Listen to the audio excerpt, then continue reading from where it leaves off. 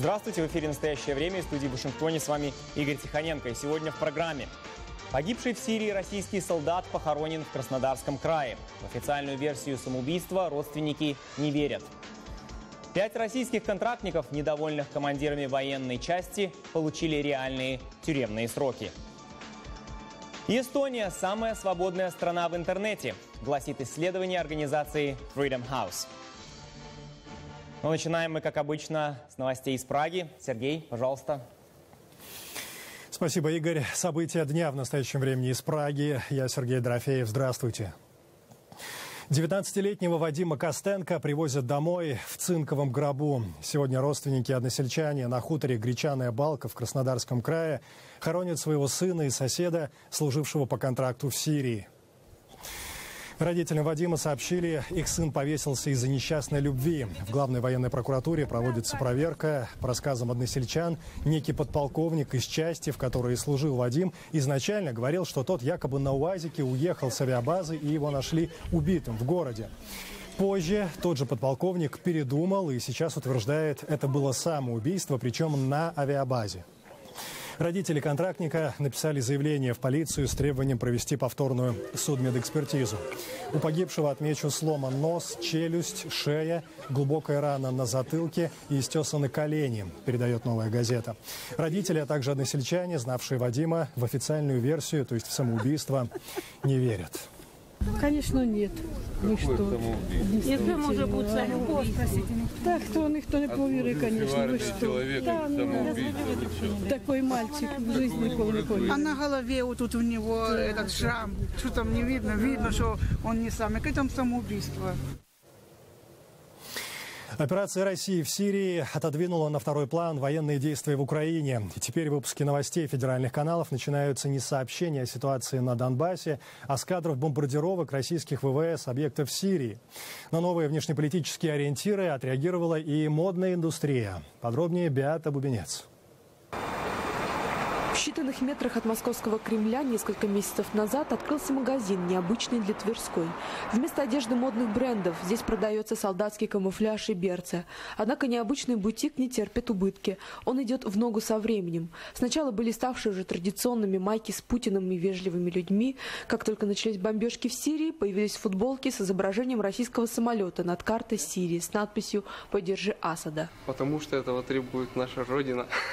На ней изображен взрыв в Сирии, который произошел 1.10.2015 года. Дмитрий Медведев так выражается: мы не поддерживаем Асада, мы просто против терроризма. По словам продавцов, появившиеся пару недель назад футболки с сирийской темой пользуются бешеной популярностью. Каждый день в магазин привозят несколько коробок с новой партией. Сегодня ассортимент пополнился майками для детей с тем же принтом: российские самолеты, бомбящие Сирию. Скоро все равно и новогодние праздники, и 23 февраля скоро как раз в тему. Есть детские, женские размеры, есть разные самолеты.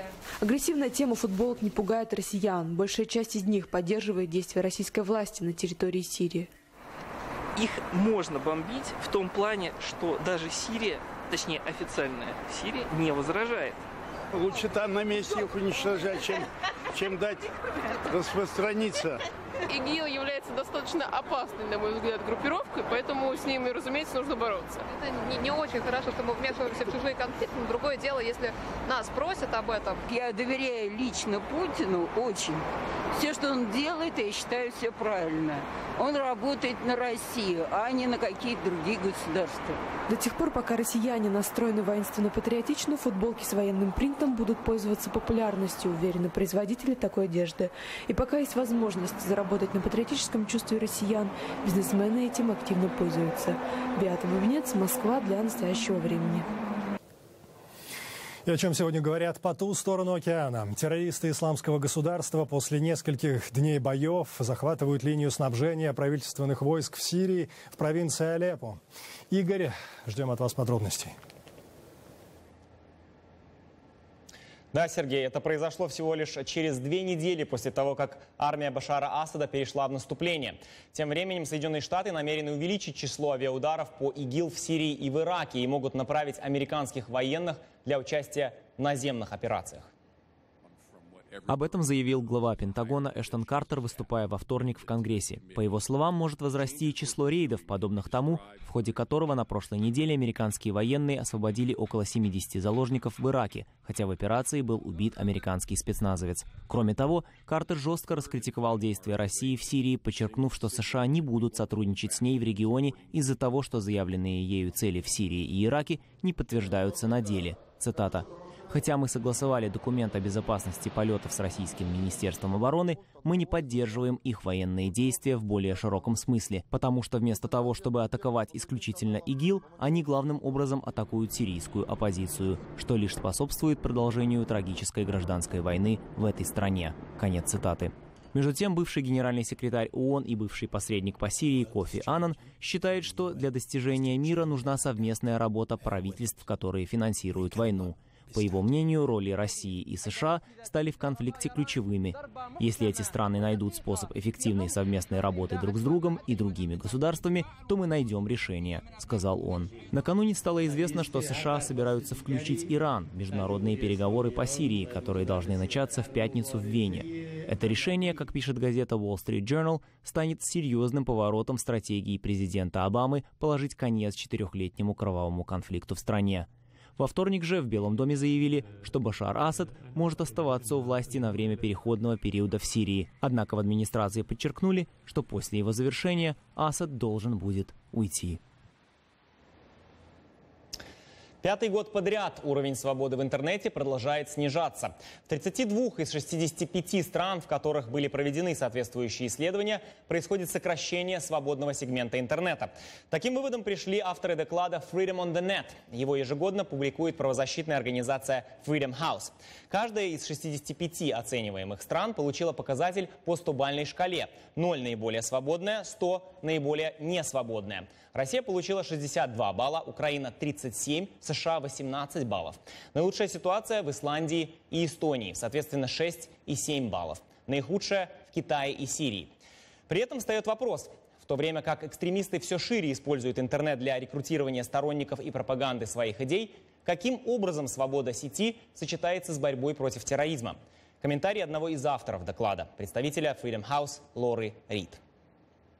Эту тенденцию мы наблюдаем в нескольких странах. Я имею в виду борьбу с контентом, который считается пропагандой терроризма. Границы здесь довольно размыты, и властям трудно решить, как вести себя в подобных случаях. Мы не считаем, что цензурирование является хорошим решением. Речь идет, если говорить точнее, о случаях применения законов, которые имеют широкое толкование для цензуры контента. Особенно в России мы наблюдаем подобную практику по отношению к контенту, содержащему критику властей или комментарии в отношении украинского конфликта, или же деятельности различных религиозных групп.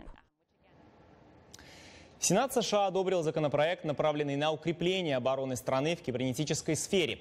Тем самым Конгресс предпринял первые серьезные усилия по противодействию хакерским атакам, от которых страдает все больше компаний и правительственных учреждений. При этом в Агентстве национальной безопасности США предупреждают о возрастающей опасности кибератак со стороны других государств. По словам заместителя директора АНБ Ричарда Леджета, если вы просто пользуетесь интернетом, вы подвергаетесь опасности кибератаки иностранных правительств. На его взгляд, государства должны установить во взаимоотношениях друг с другом красные линии, ограничивающие масштабы электронного шпионажа. И власти КНР выразили протест по факту приближения корабля ВМС США к искусственным островам в Южно-Китайском море, которые Пекин считает китайской территорией. МИД КНР вызвал посла США, чтобы сообщить ему, что китайское руководство считает действия американского судна противозаконными и крайне безответственными. Власти Китая довольно резко заявили, что оставляют за собой полную свободу в том, что касается их реакции на это происшествие. Американцы со своей стороны отметили, что маневры военного корабля были не случайными, а запланированными, и что государственная принадлежность архипелага по-прежнему остается под вопросом. Подробности в материале Вадима Оленичева. Во вторник, 27 октября, ракетный эсминец флота США «Лассон» подошел к рифу Суби на расстояние ближе, чем разрешенные Конвенцией ООН 12 морских миль. Риф расположен в районе спорного архипелага Спратли в Южно-Китайском море, который власти КНР считают своей территорией. Как сообщается, американский эсминец прошел вблизи острова, искусственно созданного китайцами для расширения территориальных претензий. Затем его начали преследовать пограничные корабли военно-морского флота КНР. Они сделали Лассену предупреждение, но этим их контакт и ограничился. Вскоре посол США в Китае Макс Бокус был вызван в МИД страны. Там главе американской дипмиссии выразили категорический протест.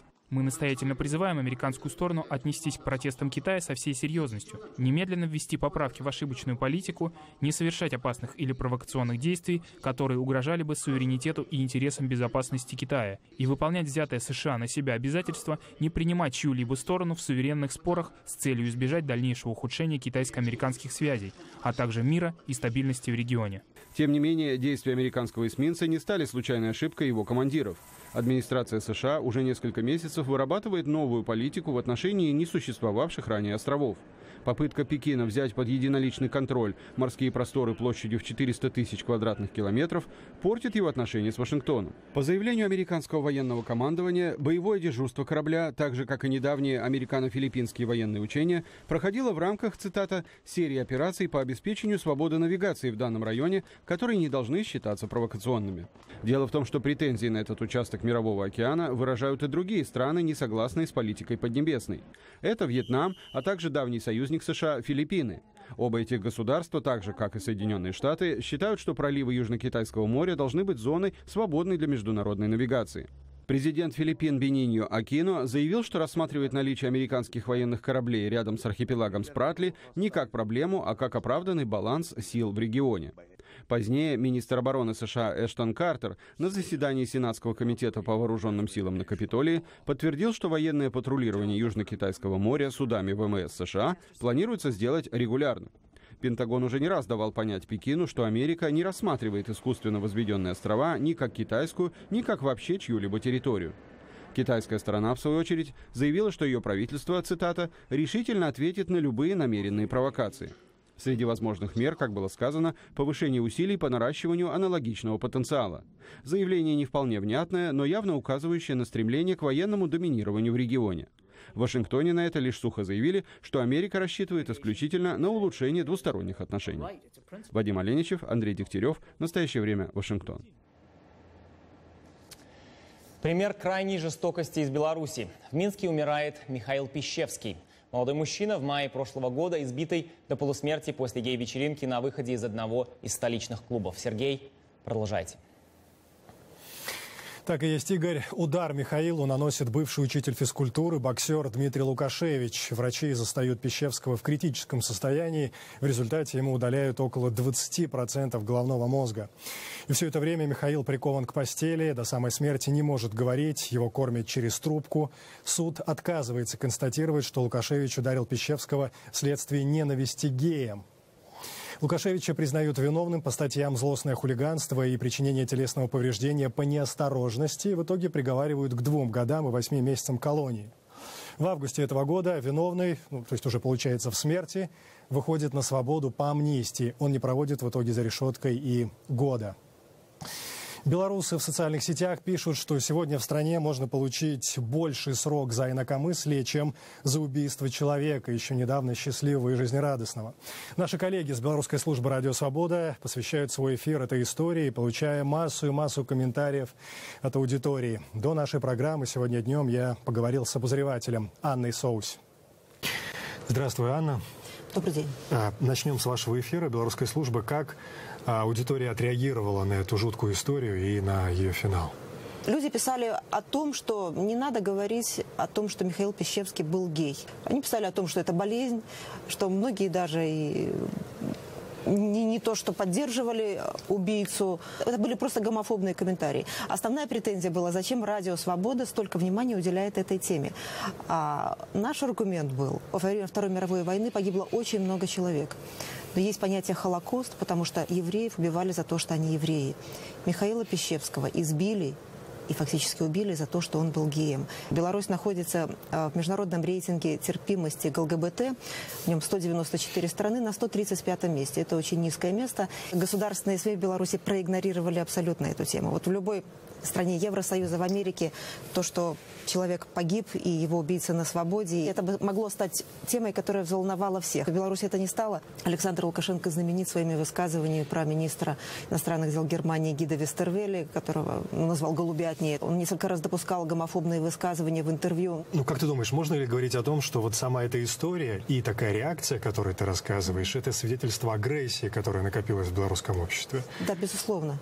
Свидетельство изоляции общества. Это вопрос еще власти. Вот власть сейчас могла бы вот этот вопрос все-таки инициировать. Это важно. Человек, который фактически убил Михаила Пищевского, он находится на свободе, он амнистирован. Этот вопрос не будет инициирован. И потому что и власть этого не хочет, и это в полной мере сейчас не востребовано белорусским обществом. Другие темы. Разбирательства с контрактниками, которых российская Минобороны обвиняет в самовольном оставлении части и дезертирстве, продолжаются на юге России. Ранее СМИ сообщали, солдат преследуют за то, что они якобы отказывались ехать воевать добровольцами на Донбасс. В зале суда подсудимые привели подробности. Невыносимые условия службы, побои, издевательства и вымогательства со стороны офицеров. Иными словами, обычная дедовщина, только в отношении контрактников. О буднях Майкопской военной части 22-179 в материале моей коллеги Елены Романовой. Александр Евенко спешит в больницу к матери, чтобы порадовать ее. Узнав, что сыну дали год лишения свободы в колонии поселения, женщина слегла с инфарктом. А 22 октября Ростовский окружной военный апелляционный суд решил ограничиться условным наказанием для солдата. Александр считает это удачей. Ему главное сейчас быть с матерью. Воевать с бывшими отцами-командирами он больше не хочет. В течение месяца Майкопский военный гарнизонный суд осудил 5 контрактников, которые вступили в открытое противостояние с руководством своей военной части. Они обвинили отцов-командиров в том, что им были созданы невыносимые условия службы. Они подвергались регулярно унижениям и даже стали жертвами неприкрытого вымогательства. Все 5 получили реальные сроки лишения свободы. Александра Евенко осудили по статье «Самовольное оставление части». У этого 36-летнего мужчины за плечами 8 лет службы в МВД, включая командировки в горячие точки. Подписывая контракт, он вовсе не рассчитывал на тепличные условия службы, но оказался не готов к тому, что предложила ему российская армия. Я всю жизнь по командировкам мотаюсь. Мне больше сам человеческий фактор унижения. Просто я привык, если офицер, как у нас были, они едят с нами и относятся к нам как к равным. А не то, чтобы тебе постоянно ноги вытирают, тыкают тебя. Поняв, что ошибся с выбором, Александр попытался уволиться и добиться признания факта потери здоровья. Но пока он мотался по госпиталям, отцы-командиры оформили ему самовольное оставление части и довели дело до реального срока лишения свободы. Его сослуживец Александр Яненко получил 1,5. Он сейчас не хочет ни с кем общаться, но бывший сослуживец подтверждает, парня-контрактника в части избивали. К нему физическое насилие применяли, ко мне только моральное оскорбление. Бить меня боялись, по крайней мере, а он маленький, щупленький, и на тот момент был слабохарактерный, просто поэтому дедовщина, естественно, она процветала.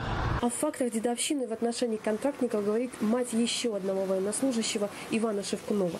И ее сына обвинили в самовольном оставлении части и бросили за решетку до решения суда.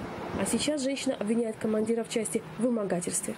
Мне лейтенант постоянно звонил о том, что мой сын зарплату не заработал, он должен эту зарплату отдать капитану. Винокурову, ихнему капитану. Несмотря на многочисленные свидетельства, военная прокуратура Майкопа не спешит проверять военную часть номер 22-179. В самой части заявления своих бывших солдат не комментируют. Там настаивают, что осужденные контрактники оказались никудышными бойцами, не готовыми к тяготам и лишениям военной службы. И не скрывают, что на подходе еще 70 уголовных дел подобного характера. Елена Романова. Настоящее время. Майкоп. Время передавать слово в Вашингтон. С сегодняшнего дня жители американской столицы и ее пригородов будут непосредственно участвовать в производстве электроэнергии. Игорь, эфир ваш. Спасибо, Сергей. Да, действительно, дело в том, что на главных водоочистных сооружениях Вашингтона заработала уникальная для США установка по превращению канализационных отходов в мегаватты электричества и безопасные удобрения. Как это происходит, разбирался Роман Мамонов. Этот объект на юго-западной окраине американской столицы, пожалуй, последнее место, которое может прийти в голову при слове «инновации». Но чем, казалось бы, могут удивить очистные сооружения крупного города? Но даже среди резервуаров с бурлящей жидкостью и соответствующим запахом есть место высоким технологиям. Это первый такой проект в Америке. Я горд этим. Предмет гордости инженера Криса Пиота – проект по получению электричества из всего, что вытекает из вашингтонской канализации. Обошелся он в $470 миллионов. Процесс превращения фекальных масс в электричество выглядит так. На первом этапе отходы из очистных сооружений поступают вот в это здание, где они проходят первоначальную очистку и измельчение. После этого все канализационные стоки направляются вот в эту установку гидролиза, гордость проекта. В ней при давлении в 90 атмосфер масса доводится до температуры 167 градусов и измельчается, если хотите, до состояния пюре. После этого сотни тонн отходов направляются вот в эти 4 гигантских цистерны, где специальные микроорганизмы переваривают то, что не переварили жители Вашингтона, вырабатывая газ метан, направляемый в специальные турбины для выработки электричества. Собственно, использование бактерий для переработки фекалий не нова. Уникальность именно в применении метода гидролиза, который повышает эффективность переработки и позволяет получать на выходе безопасные биоотходы. Реализация проекта заняла 3,5 года. Мы считаем, что это отличная инвестиция. Нам и так пришлось бы потратить 150 миллионов на модернизацию старой системы. Но это не привело бы к экономии ни на газе, ни на отходах. По первоначальным оценкам, окупаемость этого проекта составляет 10-15 лет. Выгода от внедрения новой технологии очевидна. Каждый день через канализацию американской столицы проходит более миллиона кубометров стоков. Раньше, после очистных сооружений, они превращались в 1200 тонн зловонных биоотходов или 60 грузовиков в день. С появлением новой установки объем отходов сократился более чем в 2 раза. Это минус 11 миллионов долларов транспортных расходов в год. Еще на 2 миллиона снизятся затраты на химические реагенты. И главное, уже сейчас установка обеспечивает треть потребляемого всеми очистными сооружениями электричества, а это еще 10 миллионов долларов экономии в год. Есть даже перспектива заработать, продавая удобрения из фекалий цветоводам и фермерам. Важная часть этого проекта в том, что мы меняем всю коммунальную индустрию. Мы в перспективе сможем увеличить мощность установки, даже импортировать отходы из других регионов, перерабатывать их и производить больше электричества. Если, конечно, это будет финансово выгодно. И сейчас за этим проектом следит весь мир. Удастся ли превратить это в успешный бизнес? Руководство DC Water так гордится новой установкой, что на этой неделе даже запускает экскурсии, записаться на которые может любой горожанин. Желающих, говорят, предостаточно. И даже запах их не пугает. Роман Мамонов, Анатолий Кошенко. Настоящее время. Вашингтон. В последние десятилетия электронные сигареты приобретают все большую популярность. Однако, как показал последний опрос общественного мнения, большинство американцев убеждены, что Управление по контролю за продуктами и лекарствами США должно регулировать продажу электронных сигарет так же, как и обыкновенных табачных изделий. Кроме того, как следует из другого недавно проведенного исследования, молодежь, начавшая пользоваться электронными сигаретами, чаще переходит на употребление продукции с содержанием табака. Подробности в следующем видеорепортаже. Изначально электронные сигареты рекламировались как альтернатива для взрослых курильщиков, решивших расстаться с вредной привычкой. Я курила уже так давно, что мне захотелось уменьшить количество сигарет. Электронные сигареты, сигары и кальяны, все подобные устройства, работают по следующему принципу. Жидкость, содержащая никотин, постепенно нагревается, и пользователь вдыхает ее пары. Этот процесс называется вейпингом, и сегодня в продаже доступны устройства с регулятором концентрации никотина. Появились электронные сигареты со вкусом сладкой ваты и жевательной резинки. Их рекламировали как высокотехничные гаджеты, современные и модные. В результате по всему миру объемы продаж электронных сигарет среди молодежи резко увеличились. Мишель Меркадо теперь курит обыкновенные сигареты. Однако подростком она начинала с электронных. Я сама вижу сегодня, как многие школьники и ребята постарше начинают увлекаться вейпингом и электронными сигаретами.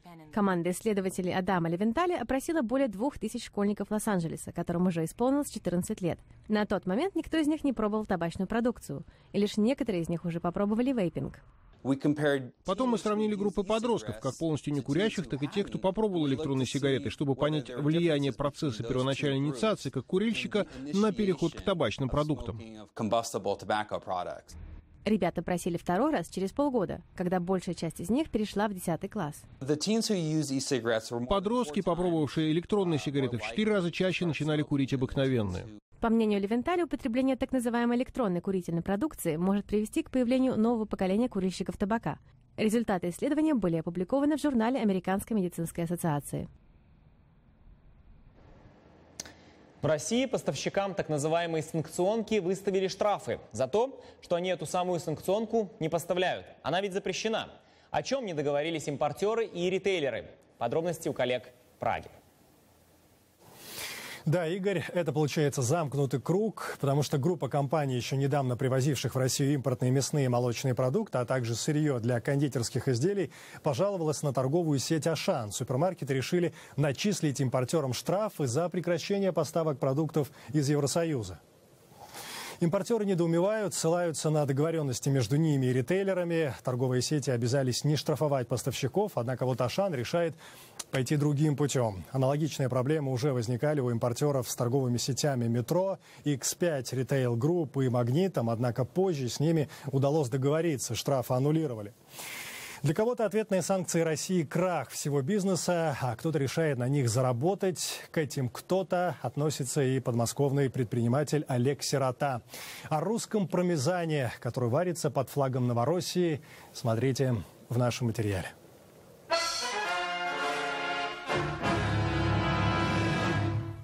В чистом русском поле в 50 километрах от Москвы стоит сыроварня с чисто русским названием и колоритным хозяином, похожим на купца из русской народной сказки. Сейчас варка идет сыра, второй нагрев, самый важный.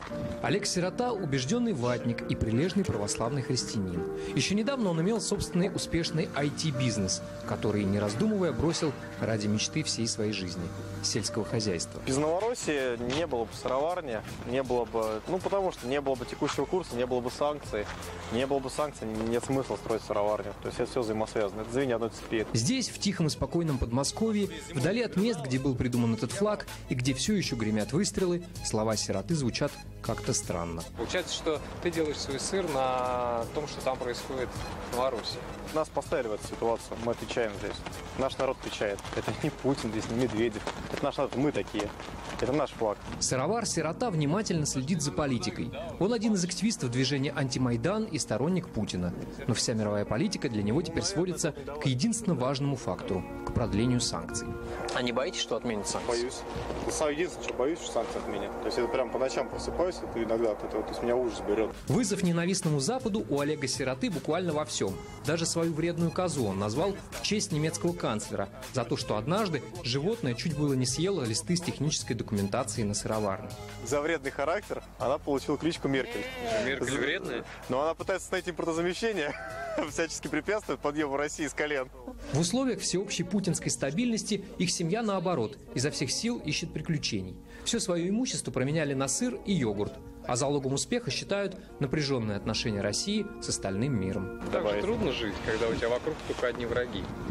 Поэтому мы так же много сотен лет жили, и ничего, как видите, сохранились. Это были лучшие времена, когда вот в осажденной крепости жить. Это же, у нас это лучшие периоды были.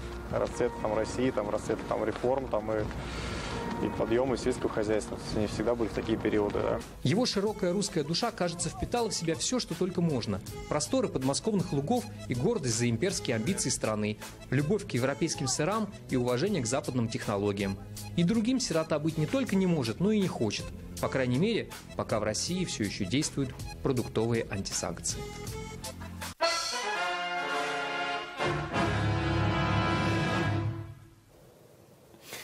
Вновь передаем слово коллегам в Вашингтоне. Игорь, эфир ваш. Спасибо, Сергей. Полноценный обед принято заканчивать хорошим десертом. Вот так же и мы решили сегодняшнюю программу закончить на сладкой ноте. В календарном году, по крайней мере, 20 дней призваны чествовать продукт, ради которого кто-то даже готов пожертвовать, казалось бы, всем самым дорогим. Речь идет о шоколаде. Сегодня в США празднуют Национальный день шоколада, который, согласно ряду исследований последних лет, оказывает положительное воздействие не только на физическое, но и на эмоциональное здоровье. Как утверждает энциклопедия Британика, древние племена майя считали шоколадный напиток едой богов, а шоколадное дерево – священным. Однако не позволяйте распространенности этого продукта в нашей жизни сегодня ввести вас в заблуждение. Его производство по-прежнему сложный технологический процесс. Для получения, скажем, 1 килограмма шоколада требуется более 1000 бобов дерева какао. Ну что ж, на этом наша передача подошла к концу. Спасибо, что были с нами. Благодарим наших коллег в Праге и прощаемся с вами до завтра. Сергей? Мы же благодарим коллег в Вашингтоне, а также всех наших зрителей. Смотрите нас в эфире своих национальных телеканалов. В настоящее время Сергей Дорофеев. Всего доброго. До свидания.